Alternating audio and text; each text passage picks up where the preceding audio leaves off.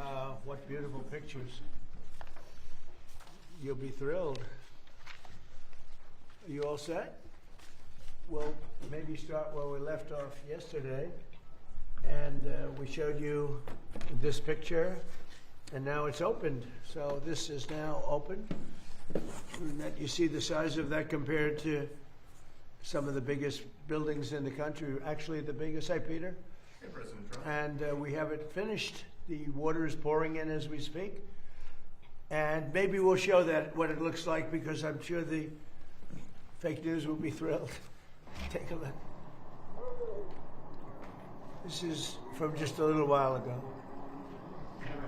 Nice clean water. So we're here to talk about clean, beautiful coal. That's clean, beautiful water. That's the longest pool anywhere in the world.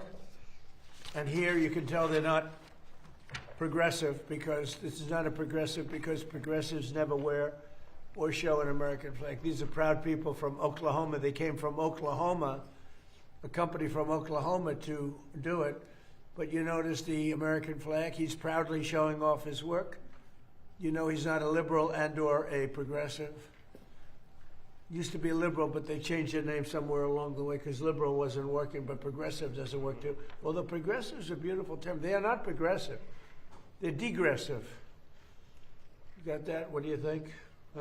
Daniel's great. He's a great reporter. And again, we have a picture of a gentleman in a cart. Proudly, this is the head of construction for the job. So you can see it's just finished. This is just minutes before. And there's a gentleman named Secretary Burgum from Interior, Doug, who's been doing an incredible job. So Doug, we have 22 waterfalls. Most of them haven't worked for over 50 years. As of this morning, they all work beautifully, and they're clean. The graffiti's gone. The broken marble is fixed. Well, there's a way of fixing it. You use a thing called silicone, and you fix them, and they look beautiful. All of the hate and everything is removed from them. Some of them done through stupidity, actually, but hate. But here's another picture. Now you can tell this is a proud American because he's got a flag. Protesters never have, the bad protesters never have flags up. They somehow don't like the flag too much, but we do. So that's great. We put in today, as you know, about Save America, the Save America Act. I don't know, someday the Senate and the House will get it done, although I must tell you the House has approved it about 3 times already. Save America Act right here. We have, everybody can see that. And then we'll talk about clean, beautiful coal. You're not allowed to say coal within the Trump administration unless it's preceded by the words clean, beautiful. Complicates our life, but it's good, right, Chris, wherever you may be? It is clean and beautiful. I'll tell you, it's effective.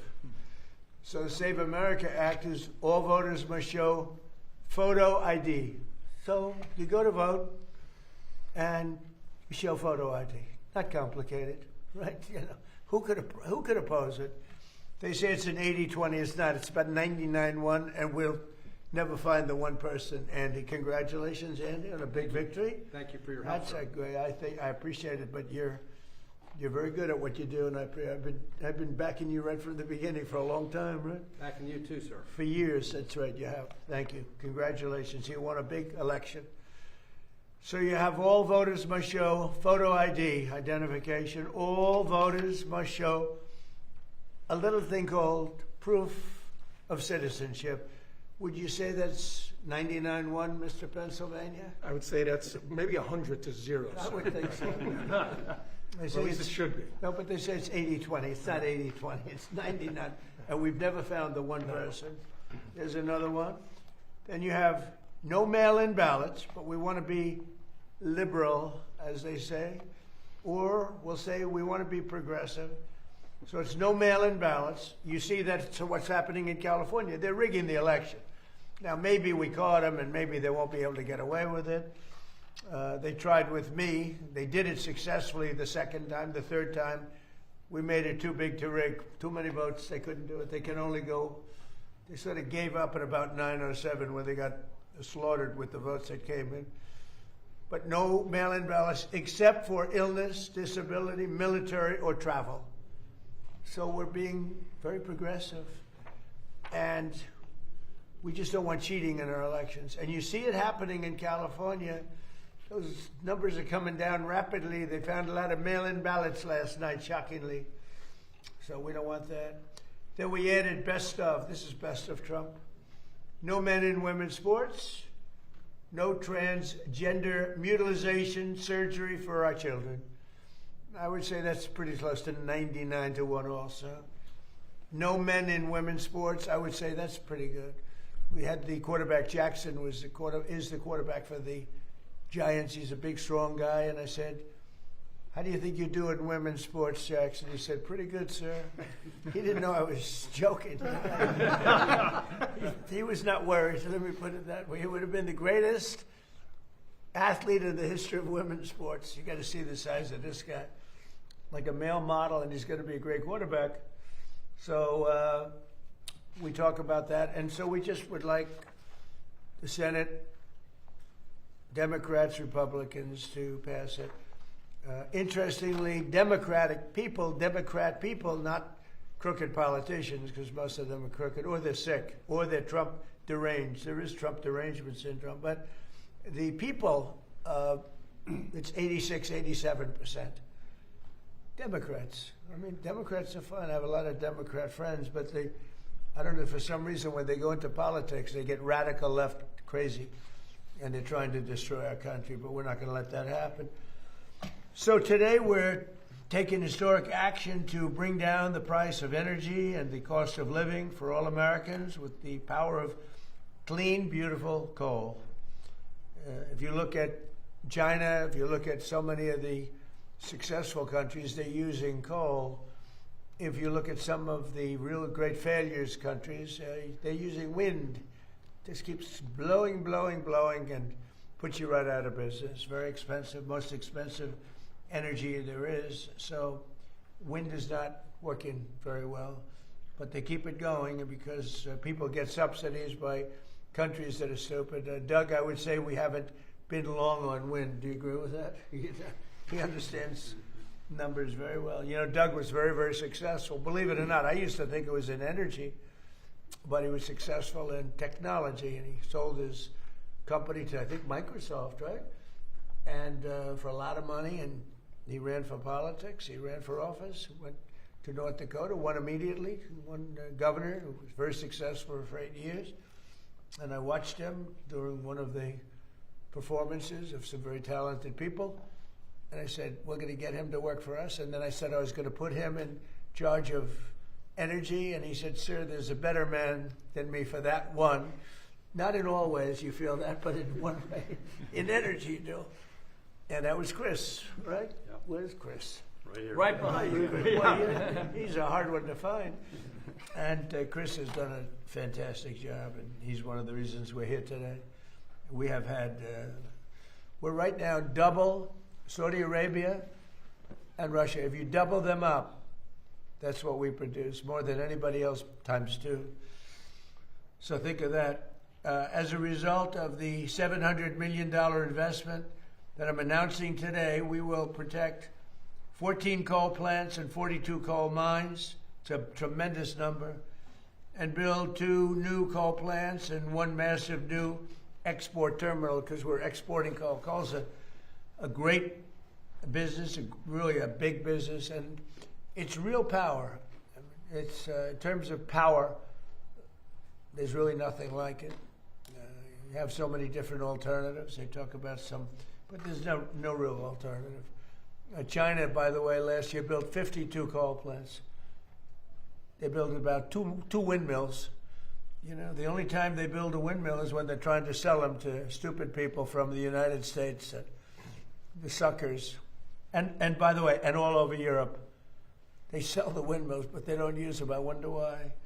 They use coal plants and other things. These actions will support over 14,000 jobs and save the American people $50 billion in electricity costs. We're pleased to be joined by Secretary of the Interior, Doug Burgum. He has been great. I don't want to give him a big swollen ego, because then all of a sudden he'll leave me and I'll be stuck with it, Terry. I don't want to be stuck. But he's really done a great job. Secretary of Energy, Chris Wright, who's fantastic. And maybe our MVP. What do you think, Doug? It's close. Yes, right here. What do you think? MVP, Lee Zeldin. And the job he's done is great. We had the auto industry in yesterday. They don't want people to fix their car. I said, that's strange. I'd never heard of that. They have a thing nobody's allowed to fix their car. They gave a man 7 years in jail, actually, because he fixed his own car. So I thought we'd do something about that. But we'll get it all straightened away. Can you believe it? They want a bill that prohibits people from fixing. So if you're mechanically inclined, I went to school with some guys that were, in some cases, horrible students. But they could fix an engine blindfolded. They could take a car apart blindfolded. But they weren't too good at arithmetic and other things. But they were great. And so there's a move on to stop people from fixing their car. I didn't understand it. But we had a great meeting yesterday with the head of General Motors and Roger Penske, head of Ford. We had a great meeting, I think. Thanks as well to a friend of mine also for a long time, West Virginia Governor Patrick Morris. I won by 45 points, Patrick. It's not enough. I love those people. And Wyoming, I think maybe even slightly more than West Virginia. Right? Just a little more. We did pretty. I like this group of people. But Wyoming Governor Mark Gordon, respected guy, great governor, both of them really amazing. And Representatives Dan Muser, Riley Moore, Derek Van Orden, Juan Ciscomani, and Andy Barr. So you have a lot of representatives here that are fantastic. Today we're officially invoking the Defense Production Act to save 13 coal plants in West Virginia, Kentucky, North Carolina, Indiana, Tennessee, Arizona, Arkansas, Oklahoma, North Dakota, and Wisconsin. These were incredible plants, so productive, really producing a lot of the electricity, right? The electricity, and it's really the best at that. When they find something better, Chris, I think we'll be all set for it, right? But there are long ways from finding something better. Coal's critical. And so when you look at that, those states, West Virginia, Kentucky, North Carolina, Indiana, Tennessee, Arizona, Arkansas, Oklahoma, North Dakota, Wisconsin, what do they all have in common? Trump won them. Wisconsin bigger than I won every one of them by a lot, right? Yeah. I'm not even Pennsylvania, mentioning too. Pennsylvania, which we won also, right? Yes. But we won them all. We won all 50. We had an honest count, if you want to know the truth. Our action will allow these facilities to invest in upgrades that will extend their operational lives for decades into the future, reinforce the reliability of our electric grid, which is really the biggest beneficiary, and most importantly, keep electricity prices very low for the American people. This brings the total number of coal plants that we've saved during my administration, just like when we said we saved 25 water fountains. Think of this. These are fountains, beautiful fountains that were so horrible to look at with the graffiti. Over 40 years, many of them closed over 40 to 50 years. The big one, the reflective lake, some people call it a pond, some people it's like a lake. But the reflective lake was built in 1922. It never really worked from the beginning, from 1922. That's a long ways. So it's over 100 years old. And it never really worked because they had the wrong base. It was always leaking. They didn't have what we have today. So it's pretty amazing what's happened. And, I hate to say it won't leak, but it won't leak because we use a material that doesn't allow leaks. It's like a swimming pool doesn't leak. You use the right. This is called swimming pool on steroids. So it's great stuff. And today's actions, we're also supporting coal mines and coal miners in Wyoming and Pennsylvania, Kentucky, West Virginia, Ohio, Indiana, Illinois, North Dakota, and New Mexico. And they're all going back to work. It's interesting with the mines, that famous scene of Hillary when we went to West Virginia. Yeah. and she had just left another state, and she was trying to convince everybody that they should go into technology, no longer be miners. And these guys in West Virginia, they didn't want to hear about it. They wanted to remember that scene around the table, and they talked to this beautiful, big, strong miner, and they wanted him to make computer chips. She said, "We'll teach him how to make computer chips." His hands were so large he couldn't hold a computer chip. He's looking at it. He had fingers that were like 3 inches around, and they're talking about making a computer chip, and he didn't like it, and he ended up being one of our best ads ever. She wasn't, and she did rather poorly. She lost, I think she lost by 77 points or something like that. Pretty tough to go knock coal, and then you go 2 weeks later to West Virginia to try and win the state. It didn't work out well for her. But the miners love us. What do you think we got with the coal miners? Would you say we got 90%, 100%? What do you think we were on this? Pretty high. Yeah, pretty Probably high. higher than any group in the country. Pretty high.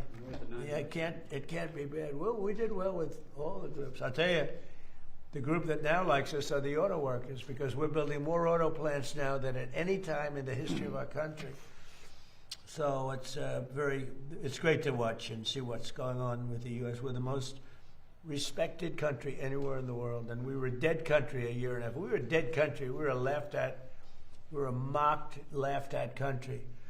Starting this summer, the West Gateway project will break ground, and by summer 2028, over 12 million tons of clean, beautiful coal per year will be shipped to countries all around the world. And this project's been delayed over 10 years, and Biden ended it, and then Barack Hussein Obama. Have you heard of him? Barack Hussein Obama, another one. He's another beauty. But that delay is now over, and it's going to be very productive. It's going to fuel our electric plants in particular. It's going to be amazing. Finally, we're taking nearly $200 million in that to set aside for the Green New Scam, and it was set aside for the Green New Scam, but the Green New Scam is history, and repurposing that money so that we restart a coal plant in Maryland and help build 2 brand new coal plants in Alaska and West Virginia. And these are all built with new technology. It's very clean. It's amazing how that's come along. It's all very clean. And the first new coal plants to open in our country since 2013. You couldn't open, you couldn't even think. They were only closing them. They were closing them, and you had brownouts all over the place. But you don't have that anymore, do you notice? Under 4 years of Sleepy Joe Biden and the radical left Democrats in Congress, not a single permit was approved for a new coal mining project. But in over 1 year of our administration, we've already approved 76 permits for clean, beautiful coal. Last year, we prevented 17 gigawatts of coal-powered electricity from going offline, and that's enough power for about 13 million homes. Think of that, 13 million homes at a very low price. It's the lowest price. So now I'd like to ask Secretary Burgum to say a few words, followed by Secretary Wright, Administrator Lee Zeldin, and then Governor Mark Gordon, and whoever else wants to say a few words, including my new friend, my new governor friend. So, Doug, go ahead. Well, thank you, President Trump. With these announcements today and everything that your administration has accomplished so far since you've taken office, this administration has done more to save, protect, and expand coal in our country than any administration perhaps ever. Clean, beautiful coal. Clean, beautiful coal, absolutely, and none. I'm only kidding. That's okay. When you took office, the first thing you did was declare an energy emergency. Some people questioned that, but the prior administration under Biden had gone so far down the path of pursuing the highly subsidized, intermittent, weather-dependent sources of electricity that our grid was at risk. You understood that, and you understood that how key coal is. It's the backbone of having affordable, reliable, and secure American energy to power our country, power our electric grid, power our competitiveness in AI, and power all the manufacturing that's coming back. As you mentioned, with those record coal leases, this is where we take federal public land, lease it to the private sector. They write a check that comes into the Treasury.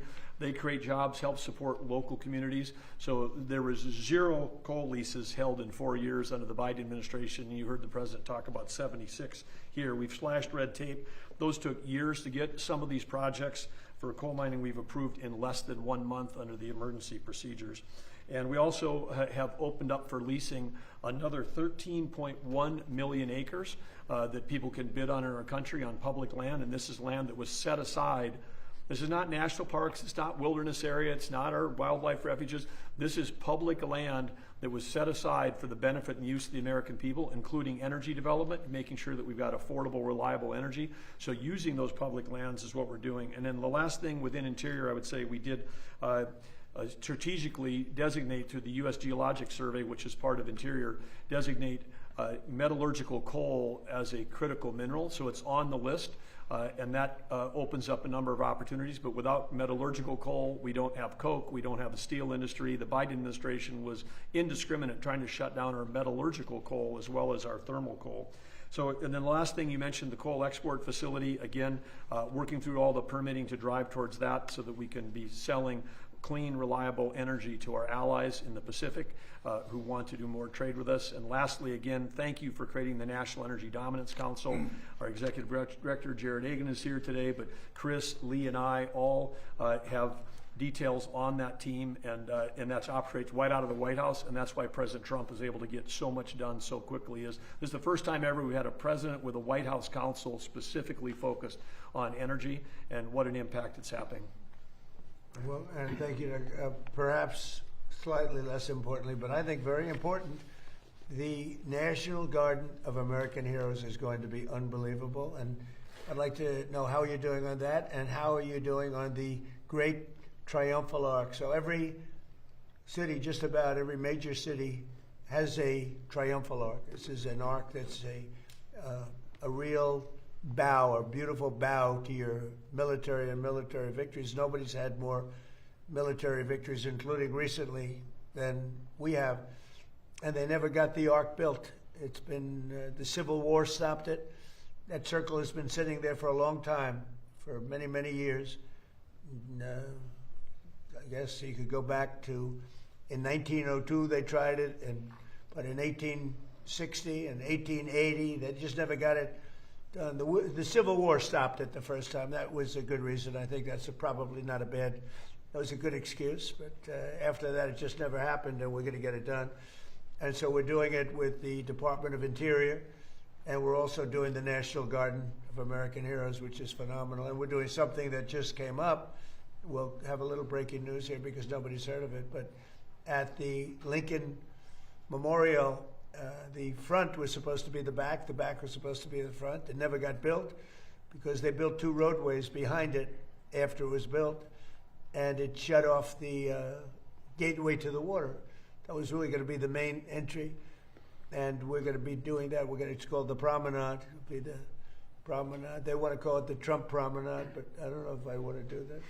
But it's going to be beautiful. It's a beautiful project, and it's going to take the Lincoln Memorial right down to the Potomac, which it was always scheduled to do. But when they built the roads, that was the end of that. But we have a way of beautifully going over those two roads, highways, very, very strong, very important roads, actually, as you know, from the bridge. But it's going to be great. So can I ask Doug for just a couple of seconds to talk about those three great projects that we're just starting? Well, I'd say that it's important for everyone to know that, as you described, these are plans and ideas that have existed almost since the end of the Civil War. But the McMillan Plan, which is the one that designed the National Mall as we see it today, that was in the early part of the 1900s, envisioned this connection that you would have the memorial bridge between the Lincoln Memorial and Arlington Cemetery. At the halfway point, there's a very large circle. It was designed to hold a monument. The arc that would go there is a fantastic complement and completion of this plan that's over 120 years ago, President Trump's vision of how to build that. And of course, President Trump has talked to President Macron from France. More people visit the Arc de Triomphe than even visit the Eiffel Tower. I mean, this would be a highlight for Americans to come. The views back at the city from the top of the arch would be amazing. The views from this side, from West Potomac, where the National Garden of Heroes was, looking across at the arch would be amazing. And of course, the promenade on the backside of the Lincoln is, as President Trump described, right now there's no pedestrian access. You're on the mall, people come from around the world. They don't know that 100 yards away is the beautiful Potomac River, which was part of the original plan. And now they'd be able to walk around the Lincoln Memorial, walk on a pedestrian bridge over the first highway, walk over the next one, and right down to the water. It would complete the vision. These projects would complete the original vision, the McMillan Plan, and how fortunate are we to have the builder-in-chief, someone who both has the vision and the understanding of how to get projects done that would, again, make our city safe and beautiful, just like the executive order President Trump put out last year has accomplished. And wow, we are ready for the celebration of our 250th anniversary. The city's never been safer, it's never been more beautiful, but President Trump's not stopping there. Vision that he has for these projects would extend for generations forward. So thank you, President Trump. Thank you very much. Great job. And Secretary Chris Wright, please. But no coal, no modern world. Stated another way, without clean, beautiful coal, a modern world is impossible. And we saw 17 years ago, President Obama's election, an all-out attack on the American coal industry, the industry that built our nation. We wouldn't have the buildings, the factories, the industry, the electricity grid we have today without the critical contribution of coal. It's been the largest source of global electricity for 125 years in a row and will be for decades to come. In the United States, it remains a critical source of our electricity, also a critical source for our industry. Can't produce steel and cement and other materials without coal. And beyond the impacts of coal in our electricity sector, just think of the direct impact on human lives. If President Trump had not been elected and inaugurated in January of 2025, and through his authority at the DOE, we were able to force keeping open 6 coal plants. As of today, there'll be a 7th one, and more than twice as many that voluntarily said, hey, if we're not going to have to close, we need to stay open. 17 coal plants were not closed in 2025 because of President Trump sitting at this desk and in this position right here. That saved 17 gigawatts of electric generating capacity, and the winter storm Fern that hit our country in the last week of January this year, conservatively, hundreds of Americans would have lost their lives if those 17 coal plants had closed. We pushed the East Coast electricity grid in the United States absolutely to the limit. A storm Uri hit 5 years ago in Texas, smaller in geographic extent, not the same magnitude. Over 300 people died. But because we had those coal plants operating and running, and not only did they run, wind power disappeared when the storm hit. Solar is irrelevant in the winter, so the things we talk about didn't even matter to our electricity grid except for cost burdens. Coal stepped up and produced 25% more electricity during this storm than its normal, reliable chugging out of electricity. Without those plants, without that increase in electricity production, we lost a lot of Americans, untold economic damage. President Trump is the president with the courage and the boldness to defend an industry that has been maligned for far too long and to recognize its importance. Americans are upset about high electricity prices. Blame closing existing reliable, secure plants and replacing them with subsidized, unreliable plants, a guaranteed way to drive electricity prices up. But this administration is committed to reversing all of that. That money we've talked about from the Defense Production Act, thankfully, because of the One Big Beautiful Bill and these fantastic congressmen sitting around me and governors, without that legislation, we wouldn't have the money and the Defense Production Act authority to keep open so many plants. It is hard to overstate the magnitude of this. If you look at our efforts across the whole government so far, 45 coal plants are open today that would not be open. Where would we be to reindustrialize America? Where would electricity prices be if we had let all of those plants close? But we're not doing it. All of those plants, that's $700 million of government funding, but it's matched with $1.7 billion of private investment from the owners and operators of those plants. all the people in those states that say, phew, we don't have to kick our industry out and raise electricity prices again. Common sense is returning to Washington, D.C. And for that, I'm incredibly thankful to be here in the United States government, to work for President Trump, who will stand up for what's right, bring common sense back, and reinvigorate an industry without which we would not have the America we have today. And we're going to reindustrialize America, win in the next generation of technologies, and we're going to do it in critical part because of a growing and thriving coal industry. Thank you, President Trump. Thank you very much. Good Secretary job. Burgum. Thank you, Lee Zeldin. Good. And Lee Zeldin, how about saying a few words? For so many Americans, clean, beautiful coal is their source of heat, of energy, of warmth, of a job, an economy, a community, a family. And for too long, you saw Democrats who were telling these coal miners that they should just learn the code. And what we saw during the Biden administration at the EPA, for example, was regulation after regulation after regulation, trying to strangulate out of existence coal, to destroy it. Enter President Trump, declares a national energy emergency, creates a National Energy Dominance Council, and he told us at the EPA at Trump's speed to be getting rid of these regulations as quickly as possible on behalf of those Americans who want to just stay warm, who want to live the American dream, who want to have affordable access to energy. The Democrats were running for power to sit at this desk and to leverage that power to destroy these communities. Enter President Trump. He has saved clean, beautiful coal, and it's been an honor to be part of it. Thank you, Lee. Great job, too. Wyoming Governor Mark Gordon. Thank you. Mr. President, it's an honor to be here. Thank you to the secretaries who have breathed life into an economy in Wyoming that has been there for a long time. Wyoming produces the cleanest, most beautiful coal, low sulfur coal. You don't mind if I push him, right? And it's fun because we have a chance to educate our kids. Now, let me just talk a little bit about the other side of this. When a kid grows up in Wyoming, their education's paid for in large part by the coal severance taxes, by the royalties that come from mining that coal that was shut down by the Democrats. When they have a chance to get a job, they can go look to the coal mine. And it's not just digging coal the way we used to, it's high-tech jobs. You know, at this point, we don't mine coal the way we used to at all. It is very, very technologically proficient. And what's more important, it's environmentally sound.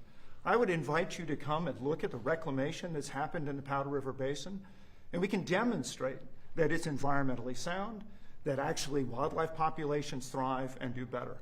Today, Mr. President, I really want to talk to you a little bit about our recent trip to Japan and to Taiwan, both countries that were going to forswear coal. And now they realize that they need that reliable, dispatchable, secure source of energy. But they can't get it as clean as they can from the Powder River Basin.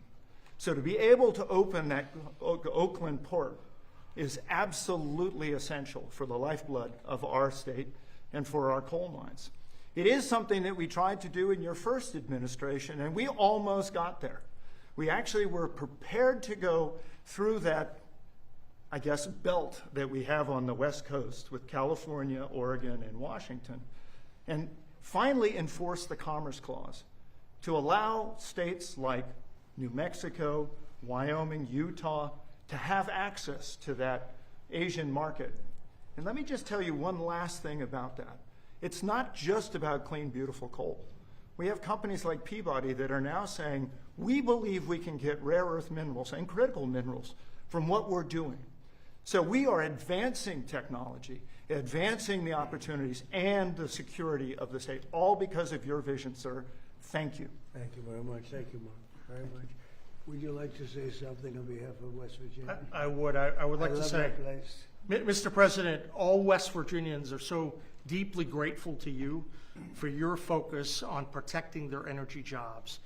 The coal miners know the incredible importance of why we're here today, and to talk about the potential for new coal-fired power plants, that excites them. And I think West Virginians are really inspired because we're America's energy state. when you think about what's happening on the global scene, where that fight, that international fight with China for information technology supremacy, we believe that your policies are going to allow America to compete and win, and West Virginia is going to supply the coal, the gas, the nuclear to help make that happen. So I'm very excited by everything you're doing, even some of the relatively small things when you come in and you sign agreements with your administration, putting hundreds of people back to work. It's all making a big difference for West Virginia. So thank you, Mr. President.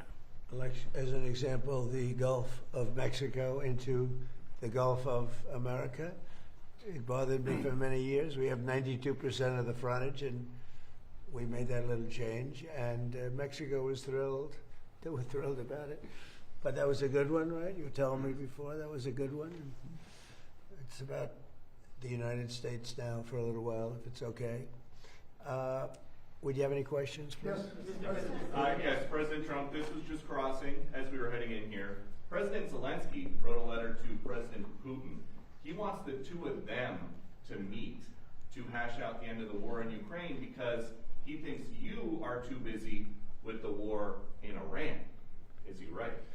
Well, I don't know. I'm glad that they're maybe talking about meeting. I think we had a lot to do with it. I know exactly what you're doing. But I think it would be great if they met. They should get it done.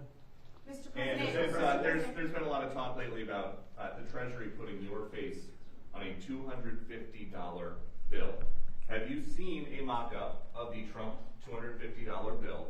And if that winds up being currency, would you ever be able to tip anyone anything but that? Well, I think I'd probably leave it for everybody. I have actually seen something just about 2 days ago. I know it's been pushed by a lot of our supporters, and I'm honored that they're doing it, but we'll see how that all works out. But I have heard about it, and there is a group of people, they really like the job we're doing, you know, so that's a great honor. Yeah, please. You announced just a few days ago that you're naming Bill Pulte as the acting director of national intelligence. There's been a little bit of a pushback from some Senate Republicans. Why do you think, Mr. President, he's the best person for the job? Well, he's very smart. He's a person who's got high integrity. He's done a phenomenal job at Fannie Mae, Freddie Mac.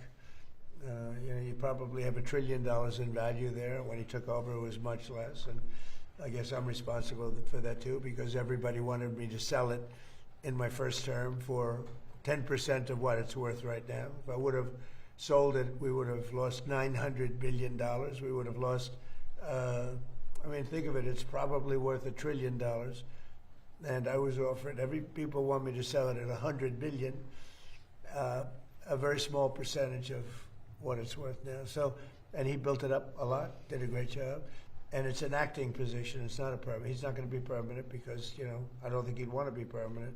But he's a very smart guy, and he may find out some things about the rigged elections, et cetera, et cetera. I think he'd like to do it. I think he wants to do it very much. Got a lot of energy. But he'll be very good. Again, it's not a permanent position. Right. We're interviewing people right now, but it's somebody just to take it over for a little while. Does he have the necessary, in your view, Mr. President, the necessary national security experience to take on that position? Well, I do, and I think he does, actually, because he's smart. Because a lot of national security, I wasn't greatly experienced in national security, and I think I've done a really great job with it. A lot of people would say that. I've ended 8 wars, and soon to be a 9th. I hope that works out too. You know, frankly, probably. And there's another one also. It could be 10. No president. I don't think a president's ended 1 war having to do with outside of this country. So, you know, we've done a good job. I would say that Bill is a guy that will be able to figure it out very quickly. Again, it's short term, but he may be very effective for a short period of time. Mr. President, so will there be a proportional share increase of electricity production as a percentage of our nation's electricity output? And my follow-up is, I took that historic trip with Secretary Wright of the small modular nuclear reactor on the West Coast early this year. Are we making more progress? Because I know how critical gas and coal is for the secure grid. Well, the answer is we are, but Chris, you want to answer that?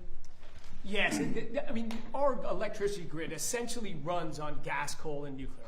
Those are the three key sources. They're the backbone of the American electricity grid. We're in favor of seeing all three of them grow. You will see all three of them grow during this administration. And in fact, later today, before the sun goes down, you'll see a big announcement in the nuclear space related to the trip you came on. Thank you. Okay, thank you. Mr. President, President Putin said today that he was willing to make compromises that you requested to end the war with Ukraine if Ukraine was willing to make similar compromises. Yeah. What were the compromises that you asked? Well, I'd rather not say, because Peter asked me. I think it was meant as a little wise guy question, but I'm not sure. But I'm very responsible when that happens. It's going to happen. They're going to both make compromises. I suggested those compromises. And, we've had a lot to do with it. We'd love to see they're two very good people. They're two very, incredible countries, beautiful countries. They've got to stop. Last month they had 25,000 people killed. Soldiers, mostly soldiers. Some people, but mostly soldiers. And it's been averaging probably almost 25,000 people every month of soldiers killed. And I've been very strong on the fact that they've got to get that over with. So, but they do. I want them each to make certain compromises. I think they're going to do that. Yeah, Daniel? Mr. President, thank you. You, through your actions, have saved and supported more than 100 coal plants in your second term. When you hear something like that and you try to create an environment where they're not just surviving, they're thriving, what does that do to the reliability of our energy grid, but to the economies as well of states like Pennsylvania, West Virginia, Wyoming? How does it bolster those economies? Well, we were destroying our grid because we were relying on wind and other things that don't have the power, they don't have the strength, they're very expensive. Wind is the most expensive form of energy. It sounds good, wind, beautiful wind, but it's very intermittent. But those windmills cost a fortune. They break, they kill the birds, they're bad for the environment. Nobody wants to be near them. The houses, I don't know how they got popular. They're not popular with the people. They're popular with investors because they get subsidy. But we've pretty much cut that subsidy out, I think, Doug, right? Absolutely. In the working families tax cut bill, it all expires, and since the subsidies have gone away, there's virtually no one, particularly offshore, no one is trying to build one of those projects in America. Turns out they weren't trying to generate electricity, they were just trying to generate tax credits. That's right. You're supposed to be making money with energy. And here, wind, it needs subsidy. Energy shouldn't need subsidy. We have so many different forms of energy, but I've talked about it for years. Wind is the most expensive. It's the worst. It causes tremendous problems, and it does. It kills millions and millions of birds a year. Nobody mentions that. You'd think if that were anything else, everybody would be sued. If you kill a bald eagle, they put you in jail for like 4 years or something, and yet windmills knock them out of the air all the time. Nothing happens. It's disgraceful. So we're into energy that really works and works powerfully. Yes, go ahead. And we're waiting outside to come into the Oval Office. Everyone's looking at the UFC structure, the claw. Are you happy with how that's coming along, and what are your expectations? We put it up in 5 days. It's incredible. And I told yesterday the story of the Eiffel Tower, and I think it was 1889 it was put up. It was going to be brought down right after the World's Fair ended, which was up for a short while. And they said, well, let's leave it a little bit longer. Then they said, let's leave it a little longer. It never came down. That was 1889, the World's Fair in Paris. So I jokingly said, let me tell you a story about the Eiffel Tower.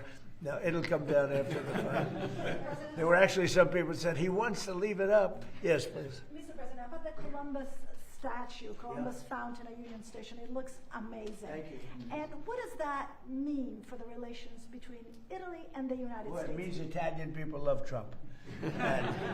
Because, that was controversial. People want to rip it down. You see how beautiful it is. And we didn't only not rip it down, but Doug and his group and all of us together, we beautified it. It's I didn't know that marble was going to be so beautiful once we cleaned it up. You wouldn't believe it when you saw that thing was loaded for 50 years with filth and graffiti and everything else. It's amazing. It's amazing how good. They did a really great job. On the Strait of Hormuz, Mr. President, do you still want European allies' help? We're discussing energy today. And Well, we don't need the help. What kind of help would you want? Do you have a We're the most powerful military in the world. We gave them a chance to help, but they chose not to. NATO. We went to the NATO countries. We went to others too, in all fairness to NATO. And I wouldn't say I gave them a hard sell, but I said, hey, if you'd like to help, it would be wonderful. And they all turned us down. And, you know, it's going to be an expensive proposition for them because they shouldn't have done that. They should have helped. You know, we don't need it. We have our own. We have much more than we need in terms of oil and energy generally. But European countries and other countries, they need it tremendous. Some of the European countries need it really big. And they should have said, we'd love to help. But If you could choose, but Mr. President, if you could choose, what would you ask them to do, sir? If you wanted well, I would have asked them. I mean, there's not much. Look, we won. There's no Navy. There's no Air Force. We've wiped them out. We've wiped out their leadership and almost all of it. We've wiped out all their military leaders. They're down on the third. Now, maybe they're very good. I don't know. I can't tell you that. But certainly the first ones didn't do very good because they weren't.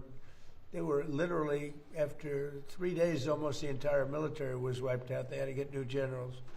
And then after that, they had to get more new generals.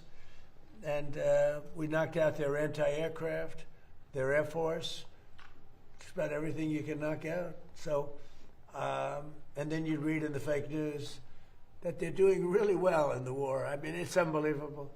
We knocked out everything there is to knock out, and you'd pick up the fake news and they'd say how well they've done. They're doing brilliantly. They have no Air Force. You know, they had exactly, we knew that, 159 ships. Andy, out of 159 ships, all 159 lie beautifully at the bottom of the ocean. We actually took pictures of them down there. And then you read the fake news, they say, well, their Navy is really great. You know what they have now? Little runabouts with a machine gun on the front. The ships don't even really deal with them. They're like a gnat, you know, they get off. That's all they have. It's crazy. You know, this country needs a fair press. And one thing I think that's done is expose how corrupt our media is. And I really do, while we're here, I hope the media looks at this election that's taking place in California where they think it'll take 7 or 8 days to count the votes. Can you believe this? I mean, they spend all that money on the machines, the big voting machines. They think it's going to be 7 or 8 days before we know who won the election. But the numbers are looking strange because without any vote counting, the numbers dropped very precipitously for 2 Republicans that are doing well, that had been doing well. And I hope you're all watching it because I'm watching it very closely. Mr. President, are you worried that China is funding an anti-data center movement here in the No, US? I'm not worried about it. We had a great meeting with China. And, you know, they do things to us and we do things to them. I say it all the time. They say, oh, are you worried about China tapping your phones? I said, well, you know, they're worried about the same thing. No, we're very highly sophisticated. We've become very highly sophisticated. We had 4 years. I rebuilt the military. We had a military that was not good, and we rebuilt it. And I didn't know I'd use it quite as much, but we used it. Ukraine has been given a tremendous amount of our without our military and our equipment. Ukraine wouldn't be alive to fight today. You know, I mean, just in terms of the question, we gave them hundreds of billions of dollars worth of equipment and the best equipment. And we make the best equipment anywhere in the world. But they wouldn't have lasted 1 or 2 days. They wouldn't have been able to do it. Remember the anti-tank missiles? Remember that, right? When the tanks got stuck in the mud, and then they went around and boom, boom, boom, boom, and those were given by yours truly. They said Obama gave sheets and Trump gave the anti-tank as one of the most devastating weapons, but. You check that out. But we have the greatest military. We have the greatest military equipment anybody's ever seen before. Look at Venezuela. We went in there. It was over after about 48 minutes. And, you know, they have a strong military, different kind of a military, but a lot of soldiers. And you look at Iran, where we essentially wiped out their military. Now, there's some missiles left, but very few compared to what they had.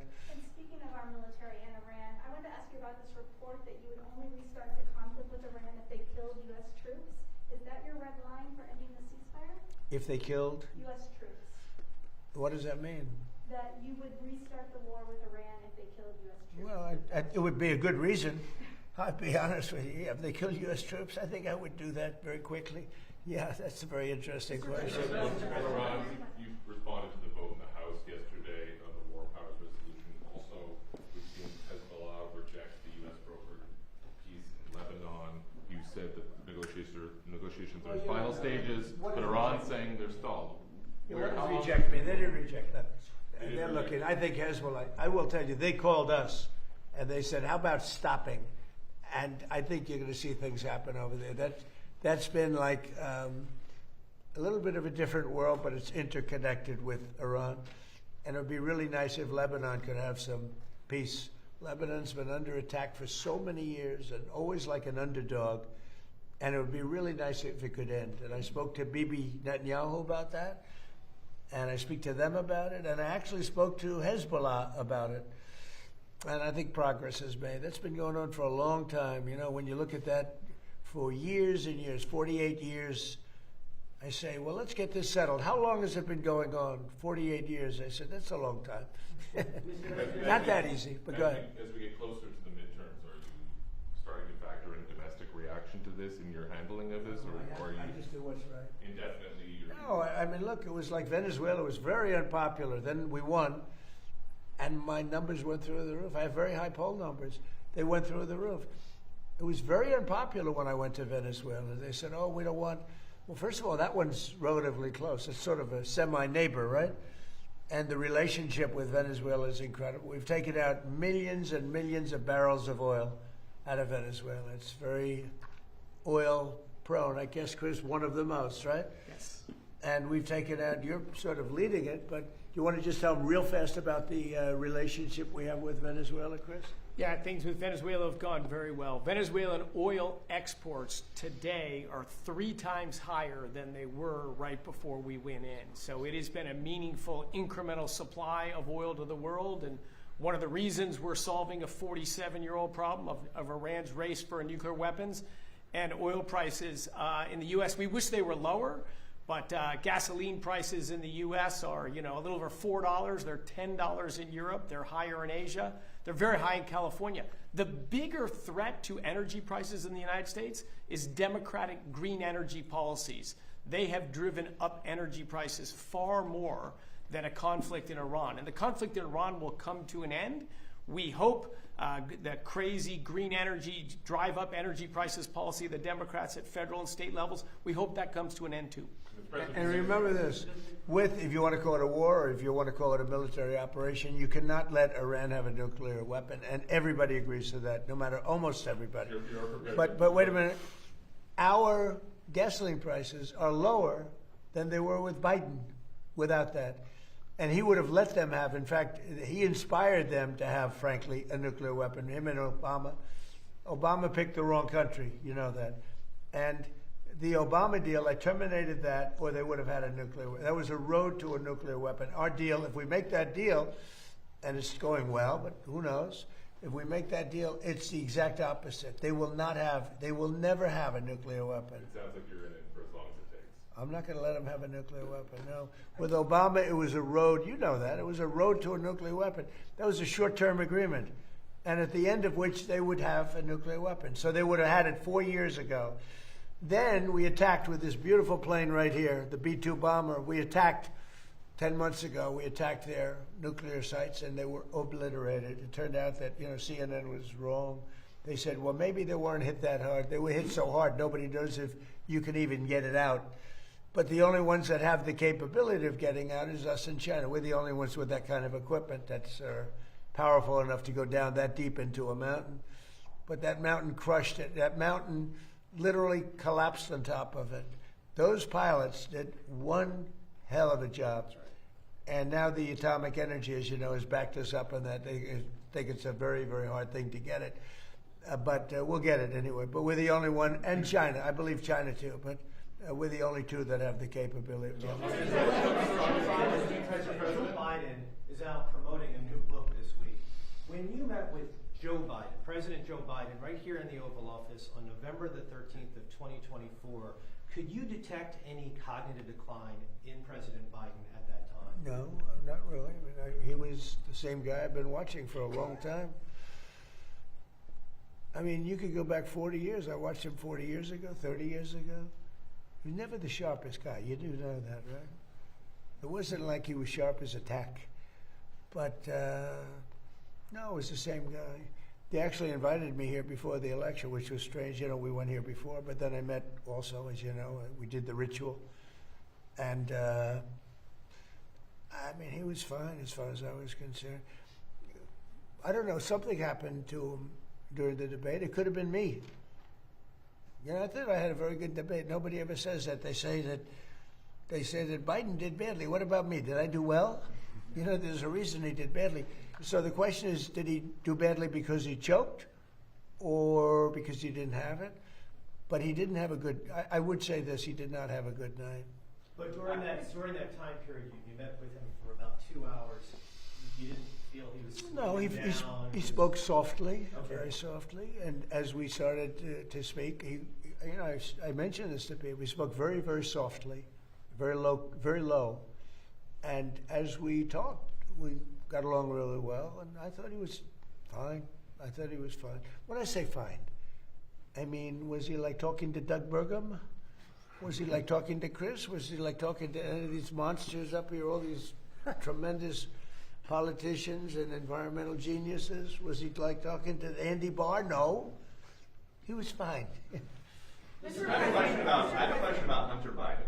He's on social media now, and he has suggested, maybe joking, I don't know, that he could run for president in 2028. How would he do, Hunter Biden, in a 2028 Democratic primary? Well, you would think that, you know, past has something to do with winning an election, and I would say his past is not the greatest. Where's Hunter?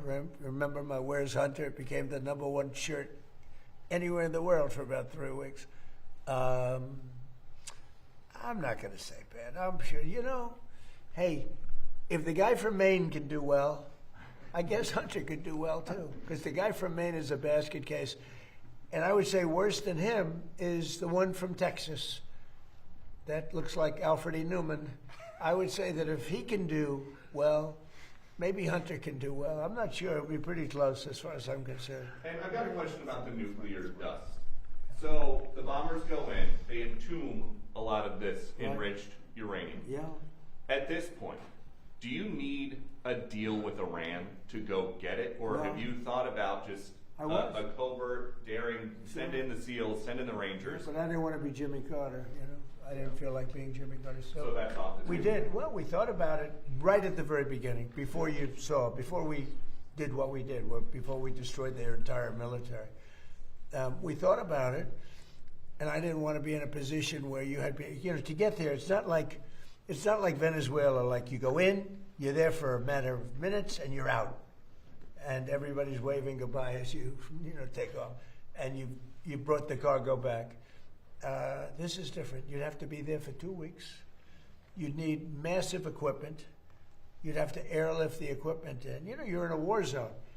And there was a time at the very beginning when we thought about doing that, because they would have not been watching, but they would have found out. I mean, during a period of a week to 2 weeks, you know, you would have had a major construction operation, because that plane, and more importantly, those people that operate those planes, including the mechanics, you know, that flew for 37 hours round trip. Think of that. And the tankers that refilled them 4 times. And what an operation it was. Amazing. And but we would have been, Peter, we would have been there for a period of from a week to 2 weeks. We would have gotten it. But I said, I don't like the idea of that. All of a sudden, they, you know, pinpoint. They still had missiles left. That means they would pinpoint you and just keep lobbing them in until one gets through, and people would have gotten killed. So I didn't like it. We could get it right now. I don't think they could stop us if we wanted, but there's no reason to. It's entombed. You use a good word. It's entombed.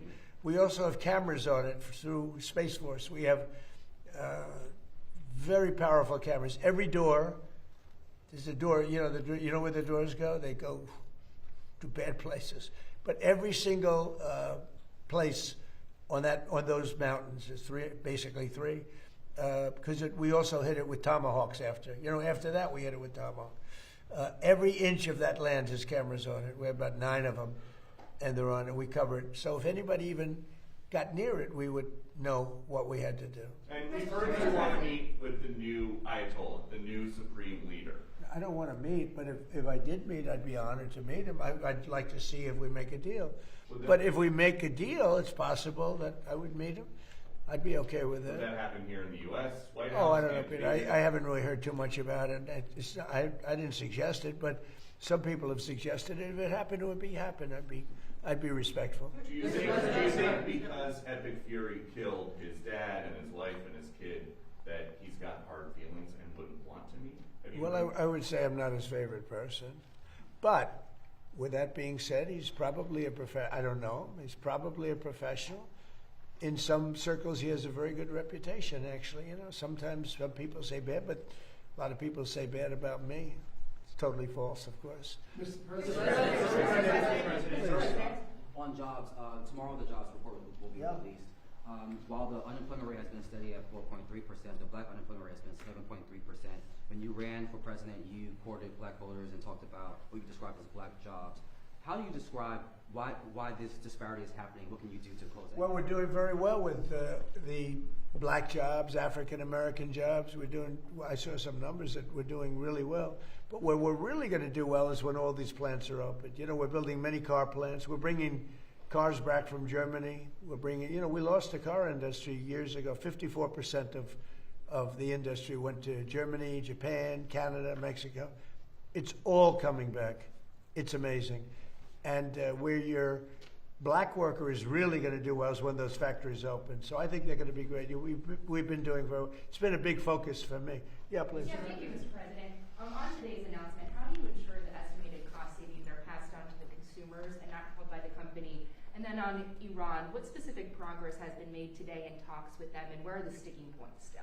So we're really lowering costs. You know, when I came into this job, we had the highest inflation in the history of our country. 48 years, they say, but I think the history of our country, whether it's 48 years or more. But we had tremendous inflation with Biden, during the Biden. They had one of the highest ever. And I inherited that. The costs were very, very high. And at my first news conference, Peter and others were screaming at me about eggs. Remember, Peter? Eggs. What about eggs? Maybe it wasn't you, but I wanted to inject Peter into it. But he was screaming to me about eggs. And I said, what? Tell me about eggs. This is 2 days in. They said eggs had quadrupled. I said, well, they didn't quadruple under me. And they didn't want me to order eggs for the Easter egg hunt that was going to take place in a few months, right? And I said, nope, we're not going to. They wanted me to order plastic eggs. And I said, nope. And we got eggs down to lower than what it was long prior to when I took over. And eggs today are about 15% lower. What we had is a bunch of con artists, the Democrats. And what they did is they said, they left. They gave the highest prices that we've ever had for all products, groceries, everything. And they started saying affordability. They'd say, this is about affordability. It's a con job. I inherited their high prices. We brought those prices way down. And when and if you go back 3 months ago, if you go back before the war started, think of it, 3 months. So with Vietnam, we were there for 19 years. With Iraq, it was about 9 years. With another one, it was about 12 years. And with another one, we had all these wars that lasted for 9, 10, 12, 19 years for Vietnam. Think of it. And they said, you're in there for 3 months. This is a terrible thing. Hundreds of thousands of soldiers have been killed in these other wars. We lost not one soldier in Venezuela. We didn't lose one soldier. And we lost a total of 13, which is 13 too many. But when you look at hundreds of thousands of soldiers were killed in these various wars, they lasted many, many years. We're in there for a few months, and what we've done is amazing. They won't have a nuclear weapon. And we did. It was tough because we just got, Doug and everybody came in to see me, we just got the best numbers. Well, today, again, the New York Stock Exchange and every other exchange just hit a new all-time high. That's 73 days out of my short term. We've hit brand new highs. Every 401k is setting records. A 401k, a lot of people have. You probably all have 401ks. Look at your 401k. You're happy about your 401k? You know, the nice reporters are smiling at me, and the stupid reporters are like that. But their 401ks are setting records. They should be happy. They shouldn't be angry. They should be very happy. But 401ks are setting records. They've never had anything like it. So, you know, we've done a good job. As far as Iran's concerned, you're going to find out what the deal is. But the main parts of the deal is they can't have a nuclear weapon. The Strait will open immediately. You know, it's going to open immediately. And we've largely swept for mines. We have the most sophisticated mines. They're underwater minesweepers. I actually said to somebody, one of the generals, why underwater? He said, because usually it's hostile. You know, when you're looking for mines, typically it's not in a good neighborhood, right? So underwater made a lot of sense when it didn't take long to figure that one out. So I think we're doing very well, but we're going to see. If we're going to win one way or the other. We're going to win on paper, or we're going to win military. One way or the other. It's going to be militarily or on paper. Mr. President, yes, Mr. President, Mr. President. Thank you, Mr. President. How critical is energy dominance, whether it be coal, whether it be LNG, whether it be oil, to national security? Without it, you can't win. As an example, AI is a big deal. Whether we like it, not like it, it's going to be amazing in many ways. It's going to be, I think, for medical, it will be amazing. But without massive amounts of energy, you can't even play the game. And we're leading China by a lot in AI. I was talking to President Xi about it. But if we didn't do, Lee Zeldin's done so great because, number one, fast approvals from professionals. You know, you'd have the best firms in the world submitting papers to them. And we didn't keep them waiting for 10 years and then vote against them after 10 years. That was, guys would file with the environmental for a plant of some kind. After 15 years, they would be rejected. It was terrible. Now we have great professionals there, and we only accept plans from great professionals, but we give them fast turnaround. And it's been really amazing. I think the biggest thing we've done, Lee, is we let these geniuses with all this money build their own electric plant. We don't take it from our grid. We let them build their own plant. They become a utility. So they're building a plant, and at the same time, they're building electricity. Because if we didn't do that, you couldn't have anything. You couldn't have, and we're letting that happen too with car plants and other plants. If they want to build their own electric, but with the AI, you know, you hear so much about it. But one of the biggest things, they build their own, and then excess energy that they create will go back into the grid. Yeah, please. Mr. President, on Cuba, Mr. President, just let him have one. Mr. President, Secretary Rubio was in Delhi last week. He delivered a letter from you to Prime Minister Modi. And so you also addressed people of India to your favorite ambassador, Sergio Gore. That's right. Yeah. Both of them have said the trade deal is around the corner. Where do you stand on the trade deal? Well, we have it. And, you know, look, India for years has, and I don't blame them, I blame us because we had stupid people here. India for years really took advantage of the United States. You know that. Are you from India by any chance? Huh? I thought you were from Germany. I'm from India. I'm only kidding. You're central casting, okay? And that's a very good thing. India for years took advantage of this country. They charged us tremendous tariffs, and they paid nothing. They wouldn't let Harley, as an example in the past, they wouldn't let Harley Davidson sell its motor. They would charge 200% tariff. So Harley Davidson was precluded. They ended up going to India and building their own plants, which is unfortunate that happened, but it happens. That was before me.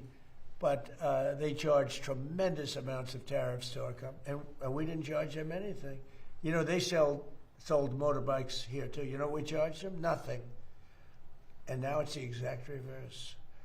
And we're making a lot of money with India. But we'll get to a deal, because I like your Prime Minister a lot. He's a good friend of mine.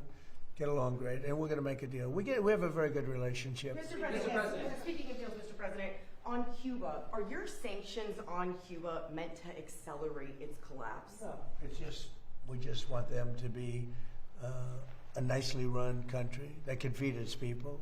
Look, it's a failed nation.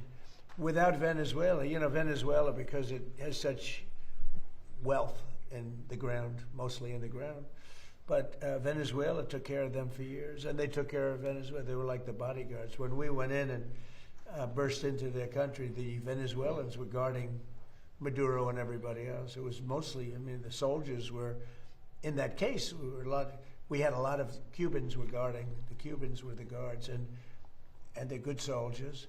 But the country is starving, and it's got no energy, it's got no oil, it's got no money, it's got nothing. It's got a beautiful piece of land. You could have beautiful resorts. Doesn't have oil, but Venezuela was giving them the money to survive, and now, the money is, I guess you could say, is coming to us and is going to Venezuela.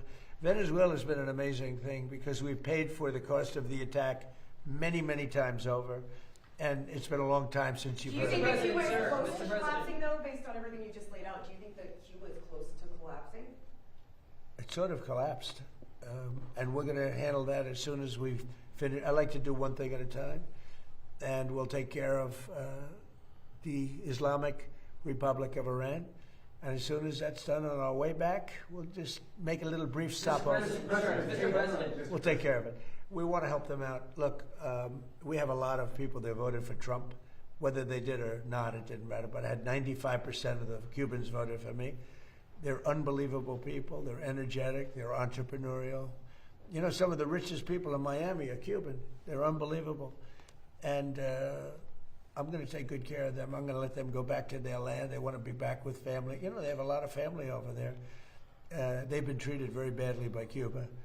But we're going to treat Cuba well, and we're going to let our people go back and let them invest in Cuba if they'd like. So we have some very good plans for Cuba. I think, we have to get rid of the regime was very tough, very nasty.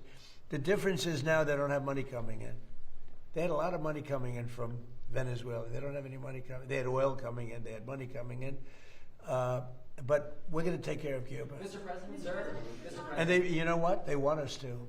The people want us there so badly. Mr. President, sir. Last night, huge night for the city of New York. The Knicks won Game 1 of the NBA Finals. There's been a lot of speculation. Have you decided whether or not you want to attend a game at Madison Square Well, Garden? I've been a Knicks fan for a long time, and I'm also a Jim Dolan fan. He's a nice guy, okay?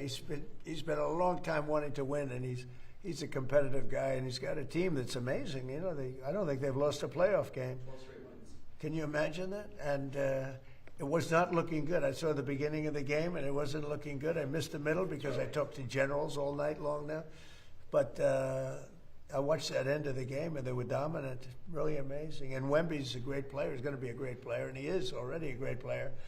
I say, how do you guard this guy? 7'5", and he's got a great shot, right? But they find a way to do it. They're really great. They're a great team. And I'm happy for Jim because Jim has really been fighting hard to, produce such a team. So you never know. The answer is yes. He's invited me. I'm going. Which I'll game be have you going. decided, sir? Say it. Game 3, Game 4? Are you excited? It could be Monday. Yeah, Monday. Mr. President, speaking of New York, Maybe I'll do both. You mentioned your meeting with the automakers yesterday. Can you tell us a little bit about that, more about that in particular? Did you discuss trade, tariffs, USMCA? We had a great meeting with the auto. I mean, most of them were here. They were really talking about the fix your own car kind of a thing, right? But they're doing very well since I'm in office because I got rid of a lot of environmental restrictions. In fact, you might just tell them a little bit about that, Lee. We made it so much easier for them to build a car. They could build a less expensive car that's much better. And they were so choked up with environmental nonsense that in order to save 4 ounces of gasoline, you had to spend thousands and thousands of dollars. Lee, do you want to go into that? President Trump, we sent to Congress 3 Biden EPA waivers to California that Congress passed. President Trump signed last year, getting rid of the electric vehicle mandate that a whole bunch of other states had signed on to.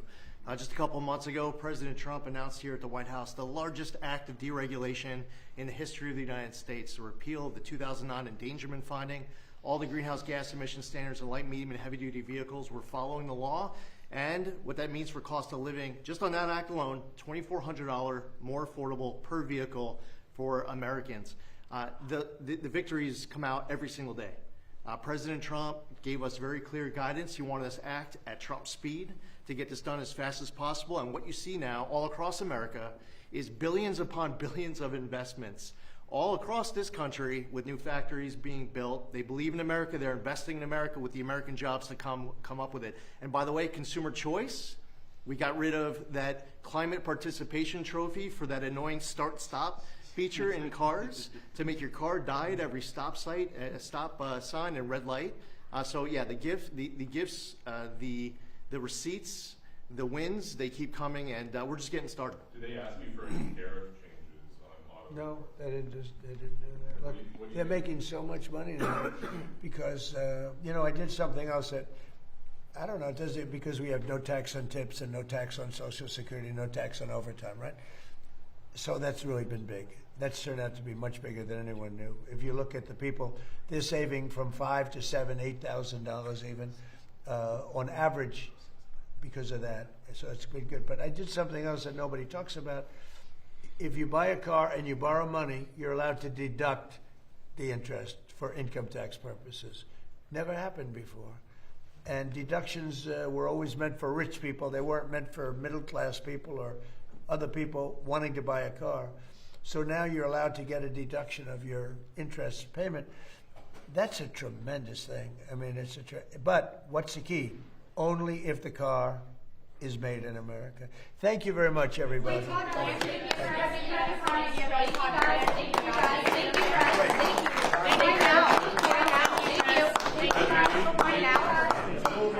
It's moving very well. Todd is very popular. He's doing great. Thank you guys. Thank you guys. Sure. Thank you guys. Thank you guys. Come on. Thank you. Thank you all. Thank you guys. Thank you.